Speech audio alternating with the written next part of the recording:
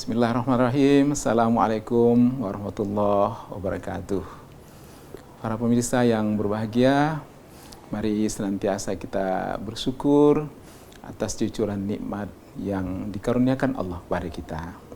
Samping itu, mari pula senantiasa kita memperbanyak salawat salam kepada junjungan kita Nabi besar Muhammad SAW. Semoga kita termasuk umatnya yang istiqomah di dalam jalan sunnah beliau. Kita mengharapkan syafaat daripada beliau, dan semoga pula kita nanti bertemu dengan Rasulullah SAW di dalam surga. Amin ya rabbal alamin. Para pemirsa yang berbahagia, kajian kita pada pagi hari ini adalah menyangkut judul bagaimana memperoleh dan membelanjakan harta. Sebagaimana kita ketahui bahwasanya hakikat daripada kehidupan kita ini, bahwa kita diuji oleh Allah Subhanahu wa taala. Siapa di antara kita yang bagus amalnya, maka merekalah nanti yang akan beruntung dalam hidupnya. Jadi mari kita sadari bahwa sebetulnya dalam menjalani hidup kita ini, kita dalam suasana ujian. Allah Subhanahu wa taala berfirman dalam surah Al-Muluk, allazi khalaqal mauta wal hayata liyabluwakum ayyukum ahsanu amala. Allah itu menghidupkan dan mematikan kita supaya Dia menguji siapa di antara kita yang bagus amalnya. Karena itu, sebagai satu ujian, maka Allah memberikan kepada kita ujian berupa nikmat-nikmat. Allah banyak sekali memberi nikmat kepada kita. Lalu nanti Allah akan meminta kita mempertanggungjawabkan bagaimana nikmat itu kita peroleh dan bagaimana pula nikmat itu kita gunakan. Dalam surah At-Takasur, Allah berfirman, Alhaakumut takasur hatta zurtumul maqabir kalla sawfa ta'lamun thumma kalla sawfa ta'lamun kalla law ta'lamuna ilmal yaqin la tarawunnal jahim thumma la tarawunnaha 'ainal yaqin thumma la tus'alunna yauma idzin 'anin na'im. Nah, ayat terakhir inilah yang menjadi sesuatu pertanda bahwa Allah nanti akan mempertanyakan kita terhadap apa semua nikmat yang pernah Ia berikan. Thumma la tus'alunna yauma idzin 'anin na'im. Bahwa Allah akan menanya kita kemana kita gunakan nikmat-nikmat yang telah dilimpahkan Allah kepada kita. Karena itu mari kita senantiasa menyiapkan diri bagaimana agar kita dapat mempertanggungjawabkan segala nikmat yang akan dipertanyakan Allah kepada kita. Apakah nikmat-nikmat yang akan dipertanyakan Allah kepada kita? Dalam hadis Rasulullah disebutkan ada 4 yang akan dipertanyakan oleh Allah nanti pada hari kiamat, pada saat di padang mahsyar. Pertama, terhadap umur kita, kemana umur kita gunakan. Kemudian terhadap ilmu kita, kemana ilmu kita gunakan. Dan kemudian terhadap harta yang kita peroleh, terhadap harta yang ada di tangan kita, bagaimana kita memperolehnya dan bagaimana pula kita membelanjakan harta itu. Kemudian nanti kita akan dipertanyakan, akan mempertanggungjawabkan juga ketika kita sehat, kemana kita gunakan sehat itu. Para pemirsa yang berbahagia, sebagaimana judul kita tadi adalah menyangkut bagaimana memperoleh dan membelanjakan harta, maka kita fokus pada pertanyaan Allah nantinya di Yaumil Mahsyar, di Yaumul Hisab, yaitu bagaimana kita memperoleh harta dan bagaimana kita membelanjakannya. Min aina iktasabahu wa fi aina anfaqahu. Dari mana engkau memperolehnya dan bagaimana engkau membelanjakannya. Nantinya pada saat Yaumil Hisab itu kita tidak bisa melangkah maju setapak pun untuk mengarah kepada Shiratal Mustaqim ataupun menuju surga sebelum kita menyelesaikan pertanyaan-pertanyaan yang 4 tadi. Nah, menyangkut kepada pertanyaan tentang harta, dari mana kita memperoleh harta? Bagaimana kita membelanjakan harta itu? Maka pertama, mari kita lihat apa-apa atau bagaimana transaksi yang diperbolehkan di dalam untuk memperoleh harta. Adapun terhadap transaksi-transaksi itu pada hakikatnya, pada dasarnya adalah boleh. Tetapi Allah mengingatkan kita terhadap hal-hal yang dilarang. Maka selain yang pada dilarang itu, maka itu dibolehkan. Yang dilarang itu ada 3. Pertama namanya maisir, tidak boleh maisir, tidak boleh kita gharar. Kemudian yang ketiga, tidak boleh kita riba. Maisir adalah perjudian. Gharar adalah sesuatu ketidakjelasan dalam bertransaksi. Kemudian riba adalah tambahan apabila kita melakukan atau memperoleh pinjaman di mana kita menjanjikan ada tambahan terhadap pinjaman itu, maka itu disebut riba.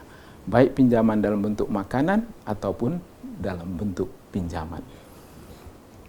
Para pemirsa yang berbahagia, nanti pada sesi yang berikutnya kita akan menjelaskan lebih mendalam lagi apa yang dimaksud dengan masing-masing tadi, apa itu riba, apa itu gharar, dan apa yang dimaksud dengan maisir atau judi.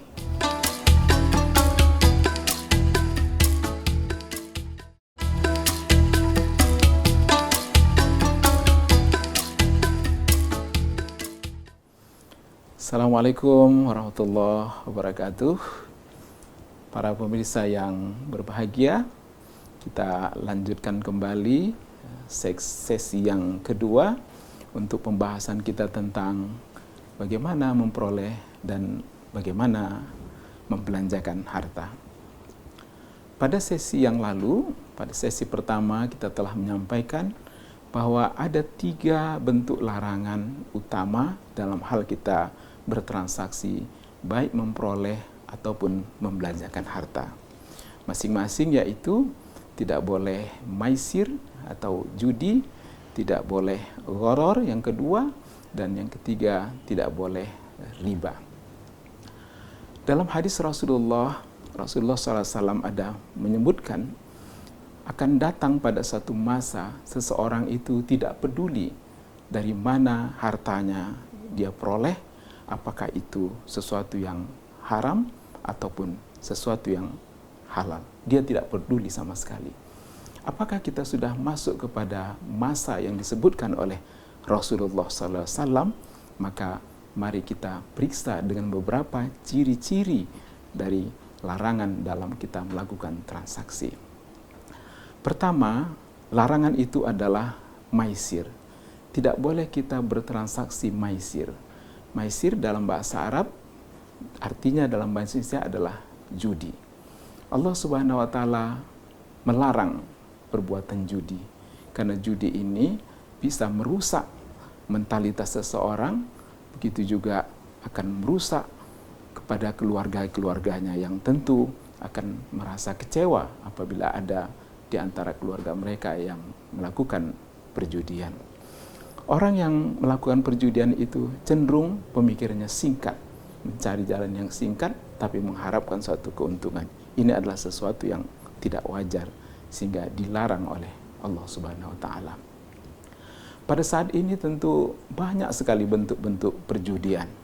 Perjudian online itu betul-betul saat ini sesuatu yang meresahkan dan beredar secara luas, baik di kalangan anak-anak, remaja, termasuk juga orang yang dewasa. Mereka terlibat dalam perjudian itu boleh jadi karena ketidaktahuannya. Dia merasa ini adalah suatu transaksi yang menguntungkan, mudah dan cepat. Lalu bagaimana kita memberi tanda atau mengetahui bahwa sesuatu itu adalah perjudian atau maisir? Dalam definisi tentang perjudian atau maisir itu adalah apabila kedua orang melakukan satu permainan atau game di mana apabila nanti salah satunya menang, maka yang lainnya yang kalah itu akan membayar dan sebaliknya. Misalnya dalam kejadian sehari-hari, misalnya ada tontonan pertandingan bola. Seseorang mengatakan kepada temannya, "Aku yakin nanti yang menang adalah tim A." Lalu dia katakan, "Bagaimana menurutmu?" Lalu temannya itu mengatakan, "Wah, saya lebih yakin tim B yang menang." Lalu si A menawarkan, "Seandainya nanti kalau tim A yang menang, kamu bayar sama saya ya, 500.000 misalnya. Tapi sebaliknya, Kalau nanti ternyata tim B yang menang, maka saya akan membayar kepadamu sebesar 500.000. Itulah salah satu contoh daripada bentuk judi. Sangat mudah sekali dilakukan transaksinya, tapi sesungguhnya itu akan berbahaya bagi moral seseorang, dan itu akan merusak daripada perbuatan-perbuatan yang bisa mengganggu kepada lingkungannya. Para pemirsa yang berbahagia, kita masuk kepada yang kedua, yaitu yang disebut dengan gharar. Gharar adalah transaksi yang tidak pasti. Sebagai contoh, misalnya, seseorang mengatakan, saya punya kolam, banyak ikannya di sana. Kira-kira mau bayar berapa terhadap ikan-ikan yang di kolam itu? Tentu saja, tidak jelas berapa jumlah atau berapa kilogram ikan yang ada di dalam kolam itu. Maka ketika mereka melakukan transaksi, itu akan berpotensi nanti terjadi sesuatu sengketa di antara keduanya. Seseorang mungkin akan merasa tertipu. Atau sebaliknya, yang katakanlah yang membeli ini boleh jadi memang ternyata ikan itu di dalam banyak. Jadi ini mirip-mirip juga dengan bentuk perjudian. Para pemirsa yang berbahagia, kalau kita masuk dalam konteks saat ini, itu banyak sekali bentuk-bentuk yang boleh jadi kita tergelincir kepada yang namanya gharar. Misalnya, sekarang ini banyak sekali transaksi-transaksi online. Nah, apabila dalam transaksi online itu tidak jelas barangnya, tidak jelas spesifikasinya, lalu tidak jelas juga misalnya kapan akan diantar, maka ini akan berpotensi nantinya akan menjadi suatu perselisihan di antara pembeli dan penjual. Nah, marilah kita menghindari ketidakpastian dalam transaksi. Kemudian yang ketiga adalah riba. Istilah riba ini sudah banyak sekali dikenal. Riba adalah bentuk pinjaman, baik pinjaman dalam bentuk uang ataupun pinjaman dalam bentuk makanan. Misalnya seseorang mengatakan, pinjamilah saya beras 1 kilogram, nanti saya akan kembalikan 1,2 kilogram. Atau sebaiknya yang meminjam yang mengatakan, saya akan meminjam dan saya akan mengembalikan lebih. Nah, terhadap kesepakatan-kesepakatan dalam bentuk pinjam-meminjam, baik uang maupun makanan, ini termasuk kategori yang diharamkan. Karena itu, mari kita berhati-hati terhadap 3 jenis transaksi ini, yaitu tidak boleh riba, tidak boleh maisir, dan tidak boleh gharar. Para pemirsa, nanti kita akan masuk pada sesi ketiga untuk contoh-contoh transaksi yang halal.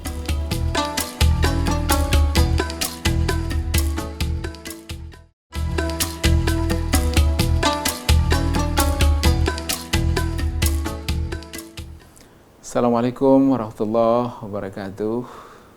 Para pemirsa yang berbahagia, senang sekali dapat bertemu pada sesi yang ketiga ini tentang tema bagaimana kita memperoleh harta dan bagaimana pula kita membelanjakannya.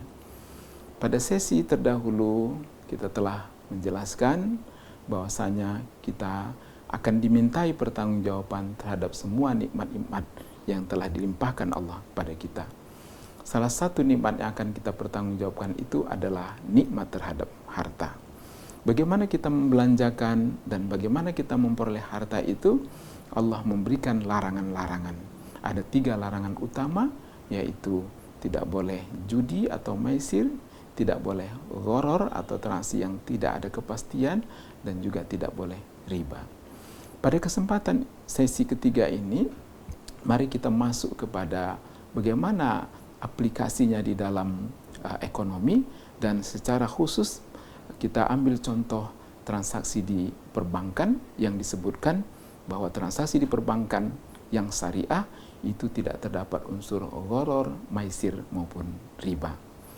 Sebagian besar masyarakat banyak mempertanyakan bagaimana dikatakan bank syariah, bank yang tanpa bunga, tapi bisa dia melakukan operasional, bagaimana dia membayar biaya kantornya kalau dia tidak memperoleh sesuatu pendapatan daripada masyarakat.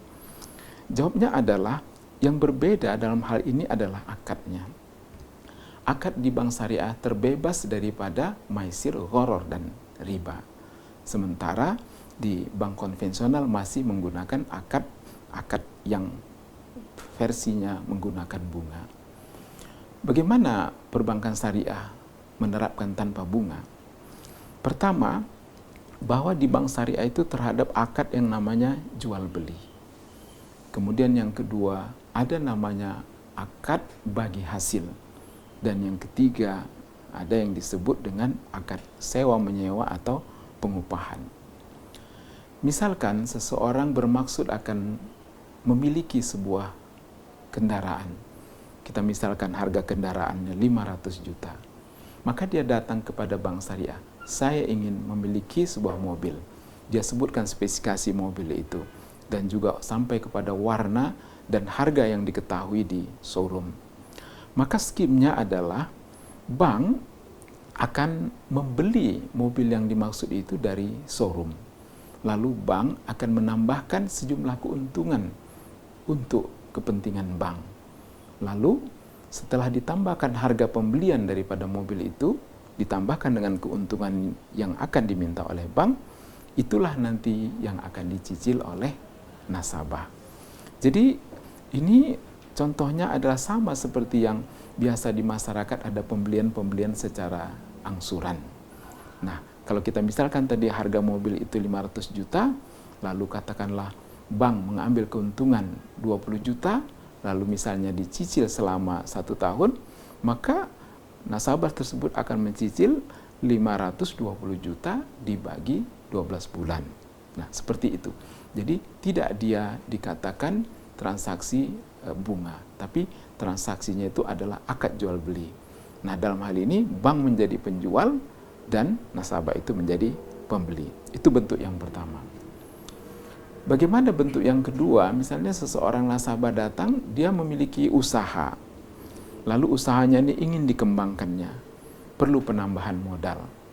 Maka bank akan menanyakan kepada nasabah ini, kira-kira kalau misalnya bank memberikan modal sebesar 100 juta, berapa yang Anda bisa menghasilkan keuntungan dalam sebulan?